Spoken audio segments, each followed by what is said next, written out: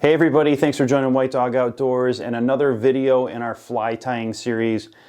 Today we're going to be tying the squirmy worm, which I know has a little bit of controversy around it in terms of is it really a fly? There's a lot of people that won't necessarily tie this fly on. I actually was kind of that way myself, and Buddy gave me a couple of pink squirmies and I was blown away how well they worked. So it really is a deadly effective fly, and I don't use it all the time. In fact, I rarely use it, but under certain situations it can be really good. I definitely use it for trout, and I also use it for steelhead. This can be a really good steelhead fly, which is why I tie it the way I do. It's going to be a little heavier, a little stouter hook, but if you're going for trout, if you're going for steelhead, I definitely think this is a great fly to have in your arsenal. As with all of our fly tying videos, I like to do a giveaway, and so at the end of this video, we're actually going to do the drawing for the previous one. So at the end of this video, you'll see the drawing for the Sexy Stonefly Bomb, and then on our next fly tying video, you'll see the drawing for this particular one. So we're going to give away 6 squirmy worms on the next one. In order to take part in the giveaway, you just got to do 3 things: be a subscriber on the channel, give this video a thumbs up, and then leave a comment down below. I'm always interested in your feedback. My channel lives off of your guys' feedback, and I read every single comment. So just leave me anything you want to say down below. Maybe different flies you want to see, different things you want to see me do on the water.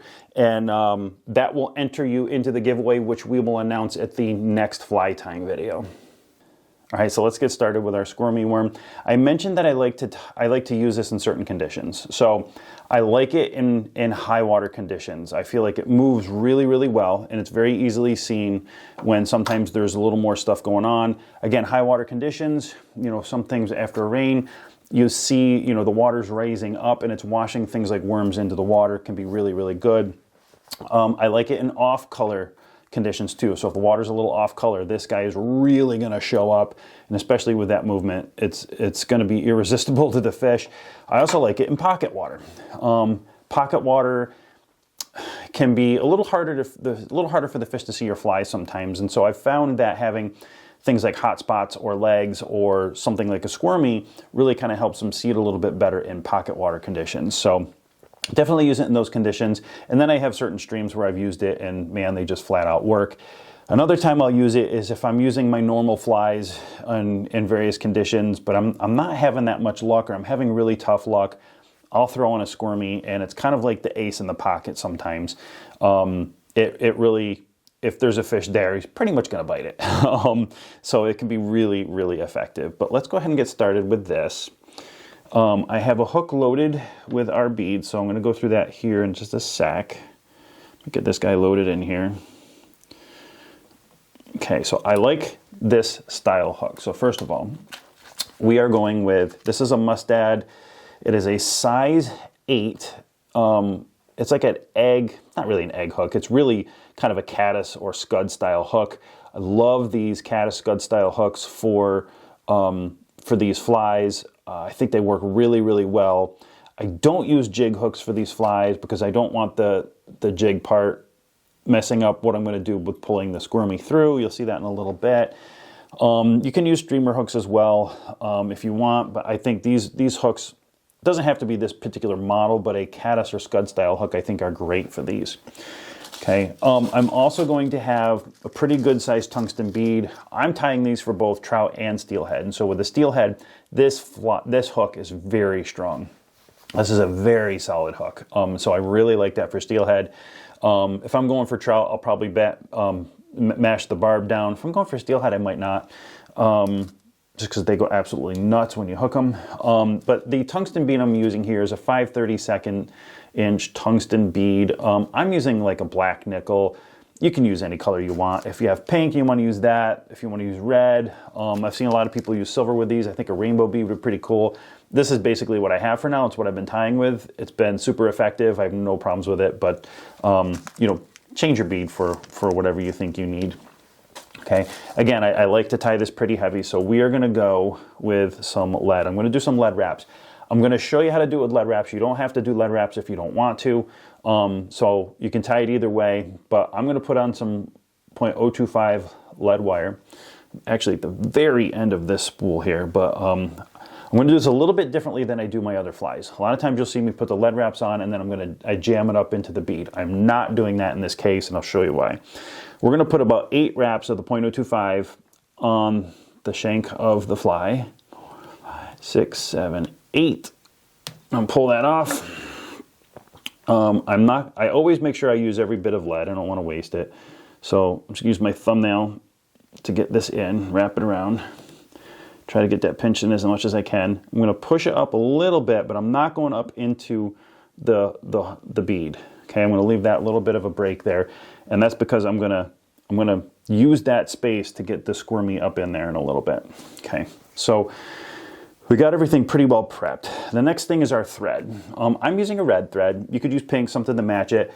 I just like that it gives my dubbing a slightly different color underneath it. It makes it look kind of purpley when I do it. And this is a good thread that I have. What's important about the thread, don't go too thin on the thread. And I don't really like a uni thread either, because they don't flatten out as much. So ideally what I want to see is I want to see that thread flatten out. What you can sometimes do too is they tell you can spin it. I think it's counterclockwise, and it undoes your thread so it lays out a little bit better. And you see how wide, if you can zoom in enough to see how wide that really is. If you use a thin thread, it's going to cut through your squirmy material. The squirmy material can be really tricky to work with. It's probably one of the reasons that we tie our flies. There's so many different ways of tying a squirmy out there because everybody's trying to figure out how to work with this material and make it work the best they can. Okay, so a thin thread is bad for squirmy material. Adhesives apparently are not good for squirmy material. I haven't used them, but apparently they're not good for them either. I think they deteriorate the actual squirmy material here. So, but anyway, we're going to start with a thread. And again, this one lays out really well.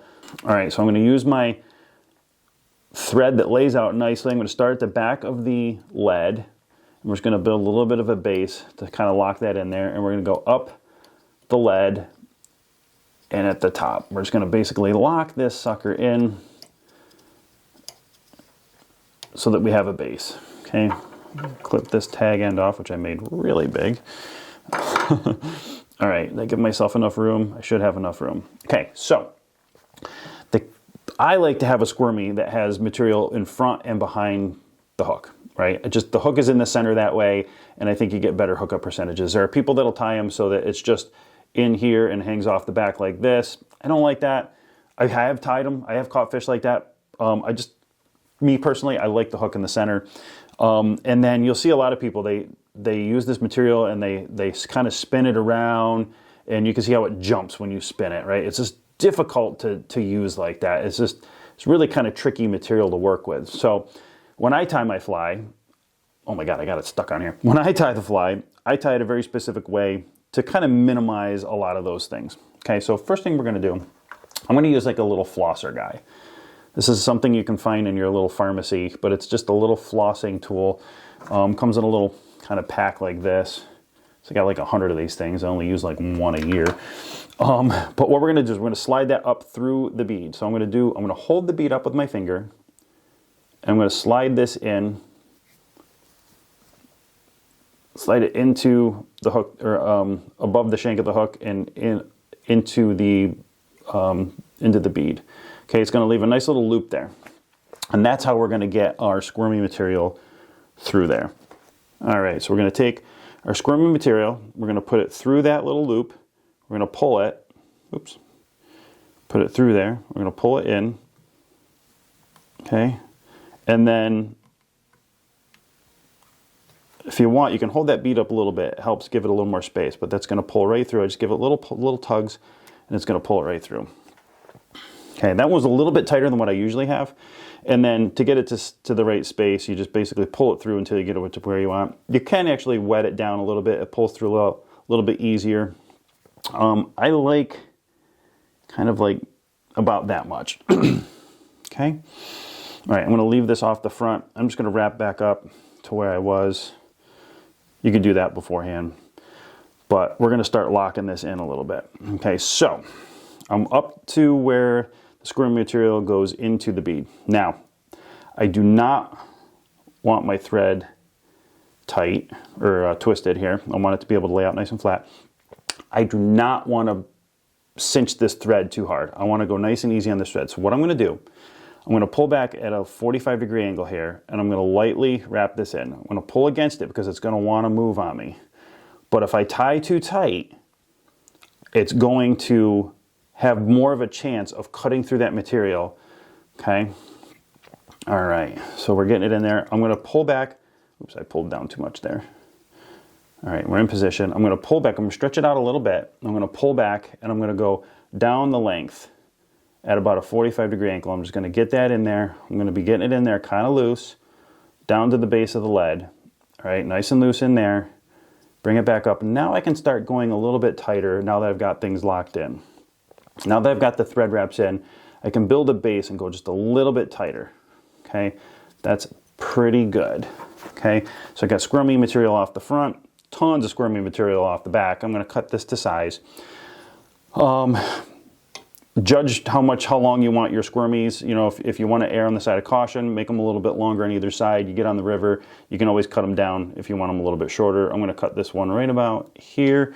I leave an inch, inch and a half off each side. I know other people tie them a little bit longer.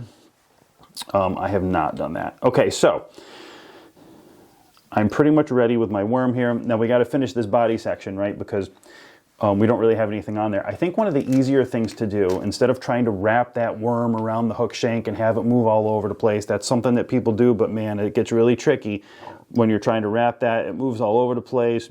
It's just a little bit more difficult. And so I think one of the easier things to do is use a single piece, do exactly what I just did here, and then we're just going to dub over the top of it. Okay, and actually, before we move on to that, so I'm using the pink squirmy material. I didn't show you guys what this was, but just look for any of these types of squirmy materials. This one's from Hairline, but there's, you know, this one's in the bright pink. I don't have a whole lot of that left. And then I've got like your typical earthworm color, like a brown or a tan. And so, you know, these are not too expensive. They're great. Again, a little difficult to work with, but well worth it. All right, so what we're gonna do now is we're gonna do a little dubbing on this. And so for this one in particular, I just kind of like this dubbing. So this is an Ice Dub UV pink. I'm just gonna grab a little bit of that, and we are gonna dub our body part. Okay, so get this wrapped on here, get one nice piece of thread. All right, I'm gonna wet my fingers a little bit. I'm gonna try to spin this kind of tight. I don't want it to be too big. I want it to cover up most of the color of the thread with pink. And then when I mix that pink and that red, it kind of comes out purpley, and I really kind of like that because, you know, an earthworm is not one color the whole way. It's got kind of like a darker band in the middle, so I actually like doing this. All right, so as I'm doing this dubbing, we're going to try to do it tight and thin. One of the common mistakes you see with people new to fly tying is they put too much dubbing on. You want to go thin. You can always add a little bit more if you have to. Thin and tight. Okay, we're going to wrap this back toward the back. All right, and this is also a good way. That dubbing will be a little bit easier on the material and not cut through the material of the squirmy stuff. And so if your last wraps are in more of the dubbing loop, it actually can help a little bit in terms of not cutting the material. Okay, so I've got this in. I'm going to do a quick whip finish. It's going to give it a little bit of a red collar. And so, hey, you might like the red collar, you might not. That one didn't have much of a red collar. But I'm going to put on just a touch of dubbing. So I got it locked in. This fly is done. I'm just going to add that last little touch of dubbing to cover up a lot of that red thread. Again, it doesn't matter. To the fish, it is not going to matter, but it's just a thing for me. And this one, I'm not putting a hot spot on. All right, so now I'm dubbed in, and I'm just going to do a really quick finish the fly off with like a 2-wrap. It's kind of buried more in there, and you're not going to be able to see it. Okay, we'll cut our thread out of here, and this guy is done. These do not need to be neat. They can be messy. I think any flies, for the most part, as long as it's not like a dry fly. Actually, any fly can be messy. The fish don't generally care. But this is a super effective fly. Again, I love it in high water, fast water, dirty water, pocket water, steelhead, trout. It's just an absolutely fantastic fly. Don't be ashamed to put this fly on. A lot of people, you know, they feel like they shouldn't use this fly. Let me tell you what, it is deadly effective, and I would highly recommend it. I would definitely have a row of these in your box in various colors. And anyway, I hope you guys have enjoyed this one. I hope you're successful and able to tie some of these and catch some fish on them. That's the whole point, right? Let's go catch some fish on these guys. But anyway, let's get to the drawing of our sexy stonefly bomb from our last fly tying video. All right, so let's do the drawing for the sexy stonefly bomb giveaway. Again, we do a giveaway with every fly tying video that we do. So this one is for the sexy stonefly bomb. We had 168 participants in this one, so thank you everybody for supporting us and commenting here. And let's find out who our winner of the sexy stoneflies is. All right, and our winner is Fishing Fitness Fun. Next Nymphing series video, I know you guys love those. And more of your favorite nymph setups. If you have any, can't go wrong with more nymph fly tying videos either. There's definitely more of those coming. So Fishing Fitness Fun, you are the winner of the sexy stoneflies. I'll reach out to you. I'll leave a comment on your comment, and we'll get you those stoneflies. So everybody, thank you again for supporting the channel and for following along. And you know, we do this with every fly tying video, so definitely look for more of these. But that's going to do it for now for this one. All right, well, thanks for joining us for another video in our fly tying series. Again, to take part in this particular giveaway, just be a subscriber on the channel, give this video a thumbs up, and leave a comment down below letting us know what kinds of things you guys want to see. We definitely have more fly tying videos coming, and we have more advanced videos coming in our Nymphing series. If you haven't seen our Nymphing series, definitely check that out. I have a very in-depth Nymphing series. I'll link that down below in a playlist of the entire series. But thanks for joining us. Good luck in the drawing, and we'll see you guys soon.